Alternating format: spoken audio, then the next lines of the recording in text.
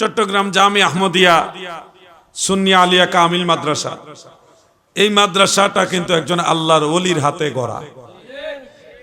বলেন তো কে বানাইছে মাদ্রাসা? সায়েন্সের শ্রীকুট কইলে তো না, নামটা কইতে বলতো সৈয়দ আহমদ শাহ সিরকুটি রহমাতুল্লাহ আলাইহি। উনি হলো এই মাদ্রাসার বানী। বানিয়ে জামিয়া বলা হয় না, তো ওই জন্যই কিন্তু জামিয়া আহমদিয়া। ভাই আমার মনে রাখতে হবে, একজন আল্লাহর ওলি, ওনার এই মকবুল হাতে এটা প্রতিষ্ঠিত করেছেন বিধায় আল্লাহ কিন্তু এটা কবুল করে নিয়েছে। এবং সারা বাংলাদেশে না, দেশের বাইরে যে কোনো রাষ্ট্রে যাবেন, জামিয়া আহমদিয়ার ছাত্র আছে। এই মাদ্রাসার ছাত্র আমি পাইছি, বিভিন্ন রাষ্ট্রে পাইছি জামিয়া আহমদিয়া।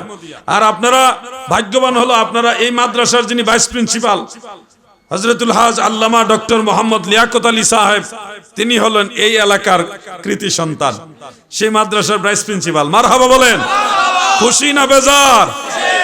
শুনে রাখো, আমার উম্মতের মাঝে মুমিন বান্দা যারা, মুমিনে কামিল যারা, তারা এন্তেকালের পরেও তাদের রূহগুলো মুরসালাতুন প্রেরিত হয়। আমার আল্লাহ ইল্লিয়িন থেকে জমিনের মধ্যে বিচরণ করার জন্য পাঠায়া দেয়। এই রূহগুলো জমিনের যেখানে খুশি, হাইসু শাআত, যেখানে চায় সেখানে রূহানি ভাবে সায়ের করে, ভ্রমণ করে। কে তাদের জন্য দোয়া করতেছে? কারা মুসিবতে পড়ে আল্লাহর দরবারে তার অনুসারীদের মধ্যে কাঁদতেছে, কারা বিপদে পড়ে আছে, কারা রোগে আক্রান্ত হয়ে আল্লাহর কাছে কাঁদতেছে। এরকম মহব্বতের মানুষগুলি যারা বিপদে পড়ে আল্লাহর কাছে কান্দে, রুহানি হালতে আল্লাহর ওলিদের রুহুরা তাদের আশেপাশে সায়ের করে, ভ্রমণ করে, এবং তাদের বরকতে আমার আল্লাহ তাদের ওই অনুসারীদের দোয়াগুলি কবুল করে নেয়। তাফসীরে মাযহারীর যে ইবারত হুজুর শুনিয়েছেন, তাফসীরে মাযহারীতে আমি নিজে এটা পড়েছি, একেবারে 100% নিশ্চিত। ফায়াযহাবুনা মিনাল আরদি ওয়াস সামাই ওয়াল জান্নাহ, এভাবে আছে ইবারতটা। ফায়াযহাবুনা মিনাল আরদি ওয়াস সামাই ওয়াল জান্নাহ, সারা জমিনের যেখানে খুশি, এমনকি 7 আসমানেও, এমনকি জান্নাতের ভিতরেও তারা রুহানি ভাবে সায়ের করতে পারে। সুবহানাল্লাহ। এই ক্ষমতা দেয় মহান আল্লাহ তাআলা। আপনি যদি এখানে অস্বীকার করতে চান, করতে পারেন, সবারই স্বাধীনতা আছে। বহু মানুষ আল্লাহকেই বিশ্বাস করে না, এতে আল্লাহ তাআলার কি আসে যায়? হ্যাঁ, তাই না? আমার আল্লাহ যদি কোনো মুমিন বান্দাকে রুহানি ভাবে পাওয়ার দেয়, সারা পৃথিবীতে সায়ের করার, ভ্রমণ করার, এখানে আপনি ঘৃণা করে, হিংসা করে অথবা অস্বীকার করে কিছুই করতে পারবেন না, বরং আপনি নিজে ক্ষতিগ্রস্ত হয়ে যাবেন। মনে রাখবেন দাদু আমার, আল্লাহর ওলিদের ব্যাপারে স্পেশাল কিছু মর্যাদা রয়েছে। তাফসীরে রুহুল বায়ানের মধ্যে আল্লামা ইসমাইল হাক্কি হানাফি রহমাতুল্লাহ আলাইহি তিনি উল্লেখ করেছেন। তাফসীরে কবীরের মধ্যে ইমাম ফখরুদ্দিন রাজি রহমাতুল্লাহ আলাইহি তিনিও রিওয়ায়াতখানা উল্লেখ করেছেন।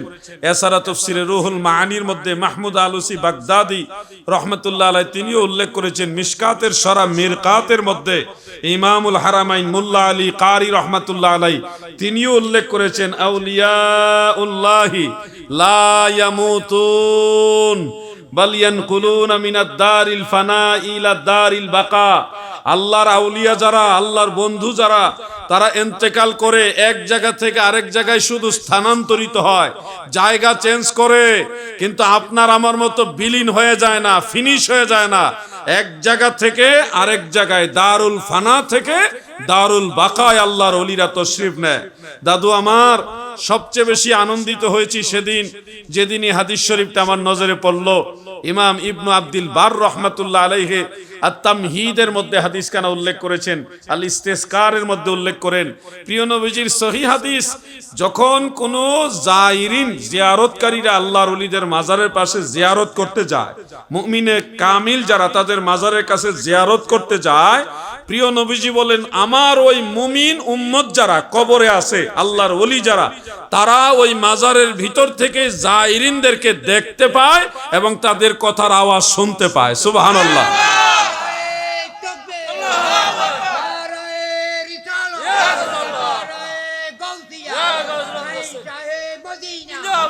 কবুলিয়তের একটা বিষয় আছে, মকবুলিয়তের একটা বিষয় আছে দাদু, যদি না থাকতো আজকে হযরতে মাওলানা সাদেক শাহ রহমাতুল্লাহ আলাইকে এত মানুষ স্মরণ করতো না।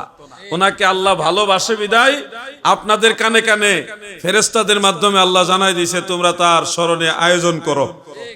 এটা কিন্তু এমনি হয় না, আপনি মরলে হবে না, অমুক মরলে তমুক মরলে হবে না। আল্লাহ যাকে কবুল করে তার জন্য আল্লাহ আয়োজন করাবে।